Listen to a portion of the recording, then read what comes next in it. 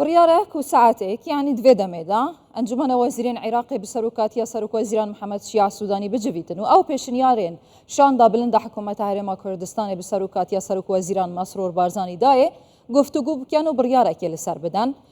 پێشنیارە حکوومەتە هەرێما کوردستانی دوو پێشنیارێن سەرەکە بوون. یەک جوان شاندنە 800 ملیار دیناران ژمەها 7 حتا 12 بۆ موچەیە موچەخورێن هەرێما کوردستانی یا دنجی سەڕاستکردنەوەن بڕگەیەن و گرێدایی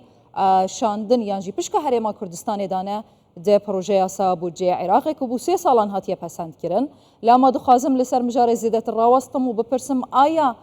زەمینە هەیە و پێشنیارێن شاندا بلندە حکوومەتە هەرێما کوردستانی دەجڤاتە وەزیرین عێراقیدا بهێنە پەسەندکردن پارەیەک و ممکنە بهێتە پەسەندکردن دێ چەند بیتن ئەو پارەیەک و شاندا بلندە حکوومەتە هەرێما کوردستانی گوتی یانجی هژمارەکە دیە.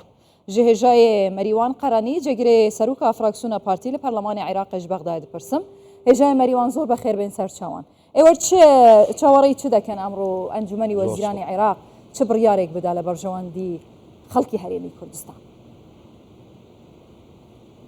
زۆر سپاس بۆ جەنابتان. لە ڕۆژی پێشەمی ڕابردوو کە بەڕێز سەرۆکی حکوومەتی کوردستان کاک مەسرور بارزانی سەردانی بەغدایە کردو، سەردانی لایەنە سیاسیەکانی کرد و سەردانی سەرۆک وەزیرانی کرد لە سەرۆ بابەتانە گفتوگۆ کرا کە چارەسەرکردنی کێشەکانی کە لە ناو بودجە هەیە و چۆن چارەسەری بکەیت. دوو اقتراح کرا لەلایەن حکوومەتی هەرێمی کوردستان و لەلای بەڕێز جەنابیانەوە. یەکەیان ئەوەیە کاتیە کە ئەو بڕی بودجێ لە مانجی 7 تا 12 800 میلیارد دینار سەرف کرێتن لە حکوومەتی هەرێمی کوردستان لە موچەخۆرانی هەرێمی کوردستان هەرەوە بەشێکی زۆر کەمیش بۆ بودجەی تەشغیلی کە پێویستە لە هەرێمی کوردستان خەرج کرێ کە هەرێمی کوردستان بەس بودجەی فەرمانبەرانی نییە بەڵام بودجەی تەشغیلیشی هەیە ئەوە بکرێ ئەوە کەیدیش بە داهاتی ناخۆ چارەسەر کرێ. بابەتی دۆمەوی تەڕەح کرا ئەوەیە چارەسەرکردنی ئەو مادەیە کە لە ناو بودجێ هەیە کە ڕەبتی بینی موچەی فەرمانبەران و نەفەقەی فعلی کرایە. ئەوەیە کە تەمەشا بکرێتن ئەوەش چارەسەر بکرێت لەو ماوەی داهاتوو حکوومەتی هەرێمیش عفۆن حکوومەتی فدرالیش نووسرا ئەو چارەسەر ئەو کێشەی بکاتن. بابەتی ئەوڕۆکە کۆبنەوەیان بەرێ هێژای قەرانی دووای کە جەنابێ هەواگو دوو پێشنیار هەنە ژە هەردوو پێشنیاران کورت ماودا و درێژ ماودا ئێوە چاوەڕێ دەکەن کامیان جێبەجێ بکرێ یانجی ئەمڕۆ بڕیاری لەسەر بدرێ؟ عفۆن مەرحەلەی یەکەمەوەیە ئەو پێشنیارە کورتەیە کە چارەسەر بکرێت تا مانجی 12 بڕی 800 میلیارد لە حکوومەتی هەرێم خەرج کرێتن و ئەو بەشی بودجێ بێتە ئەو بەشە پارەیە بێتە هەرێمی کوردستان. چکە لای خۆتان باش ڕۆن واشکرا لەما حتا ئێستا لەوەتی بودجە پەسەند کرا لە مانجی هەفتەوە تا ئێستاکە هیچ پڕەپارەیەک ناتە هەرێمی کوردستان مەعادە 500 کەسرێک دینار گەشتی تا هەرێمی کوردستان ئەوەکەیدی هیچی دیناتی حکوومەتی هەرێم داوای دەکات. بابەتی دۆم ئەوەیە ماوەیەکی دێ هەتا چارەسەری دەکەی ئەوەیە دەبی حکوومەتی عێراقی پێشنیارێک بکاتن نەفەقاتی فعلی موچەی جیازکات و ئەو تەمەشاکە عێراق موچەی خۆی هەر پارێزگا بە یەک جاری دەداتن و بە یەک کاتی دەداتن بە ئەوی مەش دەبی هەرێمی کوردستانش ئەو چارەسەرەیە بکرێتن و ئەو پارەیە جێبەجێ بکرێتن و هەرێمی کوردستان. موچەخۆرانی هەرێمی کوردستان موچەی مانگی تەمووز ئابی وەرنەگرتووە ئێستاش کۆبوونەوەی ئەنجومەنی وەزیرانی عێراق دەستی پێ کرد. چەند ڕۆژێکی دیکە موچەی موچەخۆرانی فەرمانبەرانی عێراق موچەخۆرانی عێراق دەست پێ دەکە و دابەش دەکرێت. پێت وایە ئەمڕۆ کە بڕیارێک لە بەرژەوەندی موچەخۆرانی هەرێمی کوردستان لە ئەنجومەنی وەزیرانی عێراق دەربکرێت وەکو ئەوەی کە سوودانی خۆی گوت یعنی مافی موچەخۆرانی هەرێمی کوردستانە کە هاوکات لەگەڵ موچەخۆرانی عێراق موچەی خۆیان وەربگرن؟ ئومێدەوارین ئەوڕۆکە و کۆبنەوەی ئەوڕۆکە ئەنجومەنی وەزیران کە تاکو ئێستا دەستیان پێ نەکرێ بۆ کۆبنەوەکە بابەتەکی یان مەوزوعی دڵخۆشکەر هەبیتن و موچەخۆرانی هەرێمی کوردستان و حکوومەتی هەرێمی کوردستان کە ئەو سەردانەی کە جەنابیان کردی دەستکەوتە چی تێدایە و دەستکەوتەش ئەوەیە ئەو کێشە گرفتانە چارەسەر بکرێتن. ئەوڕۆکە کۆبنەوەی ئەنجومەنی وەزیرانە دەنگدانە ناو ئەنجومەنی وەزیران بە تەسویتە کاری خۆمانە سەر کردووە وەکو حکوومەتی هەرێمی کوردستان کارەکەی خۆی ئەنجام داوە کە سەردانی لایەنە سیاسیەکانی کردیە. بابەتی دۆمیش ئەوەیە وەزیرانی خۆمانێن دەرن کە دکتۆر فواد و کاک دەزگین ئەوانە ژوانێن دەرن کاری لەسەر ئەو بابەتی دەکەن بۆ چارەسەرکردنی ئەو کێشانە یان چارەسەرکردنی و بابەتیان دروستکردنی یەکدەنجیەک بۆ چارەسەرکردنی ئەو کێشانە و خەرجکردنی ئەو 800 میلیارە باشە خەرجکردنی ئەو 800 میلیارد دینارە عێراق باشە خەرجکردنی ئەو 800 میلیارد دینارە بە قەرز دەبێت 800 میلیارە حتا تاکو و چارەسەری کێشەکانی بودجە دەکرێت ئەو فەقەرەیە جواز دەکرێتەوە موچە و نەفەقاتی فعلی یعنی موچە دەبیتە بە تەنیا نەفەقاتی فعلی بە تەنیا ئەو دوو بابەتەکە پەیوەستە بە یەک جواز کرێتەوە چکە تۆ سیاسەتی برسیکردنی خەڵک ئەوەی نما ینی بەس هەتا کەنجین ئەو کاری لەسەر دەکەن و یان هەتا کەنجی چارەسەری ناکەن ئەو کێشانە چکە ئەو کێشانە هەر مای تۆ تەراکوماتە دەمینێتەوە تەراکوماتە لە حکوومەتی عێراقی هەر ئەوڕۆکە جەریدی سەباحی عێراقی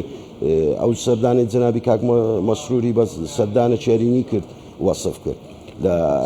ئەو سەردانی کاریەوە کێشەکانی نێوان بەغدا و ئەوە بەرەو چارەسەرکردنە یعنی ئەوە جەریدەی فەرمی عێراقی ئەو بابەتەی ئەوڕۆکە تەڕح کردیە هەرەوا لە ینی دڵخۆشکەریشن کە ئەوڕۆکە و بابەتە بە چارەسەرکردنی کۆتایی پێدێتن. دوای سەردانی سەرۆکی حکوومەتی هەرێمی کوردستان و شاندەکەی ڕۆژی پێنجشەممە یعنی زەمینە سازە بۆ ئەوەی پێداچوونەوە بەو بڕگانە بکرێت لە یاسای بودجە کە پەیوەستن بە هەرێمی کوردستان و هەموار بکرێنەوە بەڕاستی ئەو ڕۆژێک کە بەڕێزیان جەنابیان سەردانی دای کردو لەگەڵ لایەنە سیاسەکان گفتوگۆی کۆبنەوەی کرد ئێمە لە ناو کوتلە سیاسیەکانی ناو پەرلەمان کوتلە سیاسیەکانی کورد لە ناو پەرلەمان بە سەرۆکاتی دکتۆر شاخەوان معادانەوەی نوێمان ئەگەر نەبوو لەو سەردانانە سەردانی لایەنە سیاسیەکانمان کرد کە تەواجدیان هێنە ناو پەرلەمانی عێراقی چەند لایەنێکی سیاسیمان سەردان کرد بۆ سەردانی بەڕێ جەنابیان بۆ بەغدا زەبینە سازێکی باشی دروست کرد بوو ئسلوبی تەسیرێکی زۆر باشیە بوو لەسەر ئەندام پەرلەمانی لایەنە سیاسەکانی عێراقی لێ دڵخۆشکەرم کە ئەو کێشانە چارەسەر بکرێتن و بە زووترین کات باشە ئەگەر وا بێ فراکسیۆنە کوردستانیەکان ئەگەر هاتوو بڵێن گریمان بڕیارێک دەرنەچوو کە بە دڵی شاندی حکوومەتی هەرێمی کوردستان و موچەخورانی هەرێمی کوردستان بێ دیسان بە یەک گرتووی بڕیارێک دەدەن حکوومەتی هەرێمی کوردستان لایەنە سیاسیەکانی کوردی بە عام پاش ئەو یەکدەنجێکە لە چەند ڕۆژی ڕابردوو کاریانە سەرکرد و ئیش و کارەکانی خۆیان ئیشە و کارەکانی خۆیان لەسەر کرد ئەو سەردانانێ عەفوەن کارتەیە تو کاری لەسەر بکەی و فشارمان هەیە چکە ئەمە بە لایەنە سیاسیەکانمان گوت چارەسەرکردنی ما با لەناو چارەسەرکردنی لەناو ئەو کێشانە بە زووترین کات بکرێتن چکە موچە خۆران ئەتو سێمانگە موچە لە هەرێمی کوردستانە نابی ئەو سیاسەتە تەوجیهکردنە نابی هەبیتن ئەو ناو سیاسەتەیە لێ ئەوە مەکەن ئێمە هەندێک کارتی دیمانەیە فشارکردنە سەر حکوومەتی فدرالی عێراق و نەگەینە ئەو مەرحەلانە نەگەینە ئەو مەرحەلان واتە ئێمە بە یەکدەنجی لەو بابەتەی کە دەتانی زۆر کار هەیە لە ناو پچنە ناو پەرلەمانی لەسن لە ناو ئاستی ناخۆچن لە ناو ئاستی دەولی کاری لەسەر بکەین و دەستکەوتی تێدا لە ئاستی دەولی شۆ دۆستمان هەیە لە ناو خۆشمانە چەندین ئەندام پەرلەمانمان هەیە توۆکە بەس لیستی پارتی سیویە ئەندام پەرلەمانی هەیە یعنی دەتانین وەرەقەی زەخت لێرانە دروستکە حکوومەتی هەرێم وەرەقەی زەختی لەدەستا دۆستمانەیە لەسەر ئاستی دەولی دەتانین بێتە ئەو مەراحلانی با نەگەینە ئەو مەراحلانە جارە زۆر لەو مەراحلانە باسکەین بەڵام ئەو سەردانەیە ئینشاءالله ئەو سەردانی جەنابیان کۆتایی بە کێشەکان دەکرێت بە گرفتەکان دێنی لە نێوان هەرێمی کوردستان و لە نێوان حکوومەتی عێراقی باشە خەڵکی هەرێمی کوردستان هیچ سیقەی بە لایەنە سیاسیەکانی عێراق بە حکوومەتی شەوە نییە چونکە تەجروبەمان هەیە هەمیشە ڕێککەوتنەکان بن پێ دەکەن هیچ پابندی یاسا و دەستور نابێت ئەگەر بێت و تەمەشای تەجروبەی ئەگەر پێێت و تەمەشای بکەین تەجروبە و واژووکردن دەبێ ئەمە دەست پێ بکەینەوە لە مؤتەمەری ئیسلاحەدین و مؤتەمەری لەندەن و پاش 2003 و ئیتلافی دەوڵەتی پێکینانی حکوومەتی عێراقی نوێ هەتا ئەوڕۆکە ئەمە زۆر شتێ واژووکرا زۆر شتێ کێشەمانە بۆ گرفتمانە هەبووە ئەو گرفت و کێشانەش دیارە لە چ مەرحەلەکی بۆ هەر شتە و لە مەرحەلەکی بووە بەڵام کارکردنمان ئەو ینی ئەمە دەمانەیە ئێستا مەسیە ئەمە زۆری نەنینە لە ناو پەرلەمانی عێراقی هەتا بتانین بە زۆری نەبڕیارێکی خۆمان بدەین ئەمە سیوە کەسینەوەکە لەگەل لایەنە کوردستانیەکانی دیش عادەدەچی دەگەینە 60 و کەسێکی بەلایەنە سیاسیەکانەوە دەتاینە ناو پەرلەمانی زەختەچی بکەین حکوومەتی هەرێمی کوردستان ئەوی لەسەری بووە لە پاش دەست بەکاربوونیەوە تاکو ئێستاکۆ تاکو ئەوڕۆکە بە بەردەوامی وەفت بین نێوان حکوومەتی عێراقی و نێوان هەرێمی کوردستان هەبووە بە بەردەوامی هاتینە لە چارەسەرکردنی کێشەکە ئیستعدادی خۆشمان پیشاندا بە هەموو شێوەیەکی کە چارەسەری ئەو کێشانە بکرێتن بە کورتی ژای مەریوان دەتوانین بڵێن ئەم هەفتە بە لە ڕووی قانونی لە ڕێ زەختمان لێ دەکەن ئەوە کە بەڕابردوو لە ڕێگای قوتی تیان پێ نەکرا خۆجارش لە بە قانونی شەری ئەویان پێ نەکرایە کێشە گرفتی دەکەن بە قانونیش مخالفی قانونیەکە مخالفی قانونی ئیدارێ و مالیە کاتونە فقات و موچێڕە بتکەیت باشەکەوە بڵێن ئەو پێکەوە بوونە شارمان زۆرە لە سەریان بکەین ئەو پێکەوە بوونەی هەفتەی ڕابردوو بینیمان بەوجودی جەنابیان سەرۆکوەزیران مەسرور بارزانی دەکرێت تاسیرێکی ئەرێنی هەبێت لەسەر کەشەکە یانیش هاتنە پێشەوەی حکوومەتی عێراق بەجێبەجێکردنی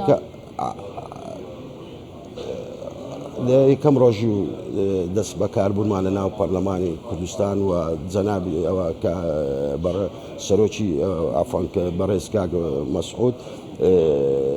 زۆر جاران جەنابیان زۆر ئەوەی دەکردین کە ئەمە کورد هەموو یەک دەست بین و یەک هەڵوێز بینە کارەکانمان باشە گەلەک سپاس هێژای مەریوان قەرەنی جێگیرێ سەرۆکە فراکسیۆنە پارتی لە پەرلەمانی عێراق ژبەغدای گەلەک سپاس